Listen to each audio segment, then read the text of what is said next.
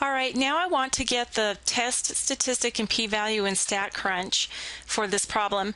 So what I'm going to do is click on Stat. Now instead of going to Z-stats, because we used that for when we were testing claims about the mean and sigma was known, I'm going to click on T-stats. Okay, so I've got one sample. Two sample will be in Chapter 8. Okay, so one sample, and again I'm going to select with summary because in the problem I'm given the summary statistics. It is possible I could have been given the raw data of all 40 values in a column, or I could have typed in all 40 values in a column. But I'm going to go ahead and click with summary. Okay, so I'm going to input my sample information. The sample mean was 16.7 and the sample standard deviation was 2.7. Our sample size was 40. Okay, again, I need to change the direction of the alternative. StatCrunch uses the strict case of equality in the null, whereas our textbook is using the mutually exclusive cases here. But in our textbook, keep in mind that the case of equality always belongs in the null hypothesis. Okay, so this will not affect our results as long as we get the correct sense of direction in the alternative. Okay, so I want to put in my claimed mean, which in this particular case was 15.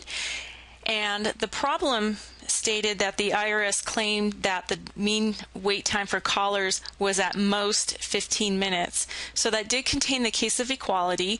I set that up previously as mu less than or equal to 15, so that made the alternative greater than. Okay, so I'm just going to give a quick double check. Okay, 16.7, 2.7, 40. Okay, that looks good.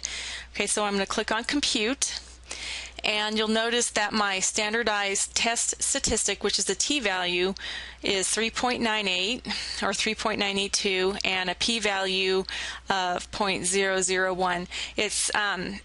It has actually more decimal places, but this is how StatCrunch is rounding. If I wanted StatCrunch to carry this out a bit further, what I could do instead would be, oh shoot, I should have edited that. Okay, I'll put everything in again. Okay, so stats, t-stats, one sample with summary. Okay, real quick, putting everything in again.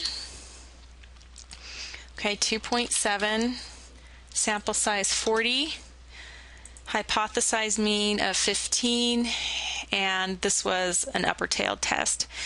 Okay, so if I select the option to store in the data table and click on Compute, you'll see that the information, the output is put in the spreadsheet, and you'll notice that this p-value is carried out a bit further, which was more consistent with what we got with the calculator.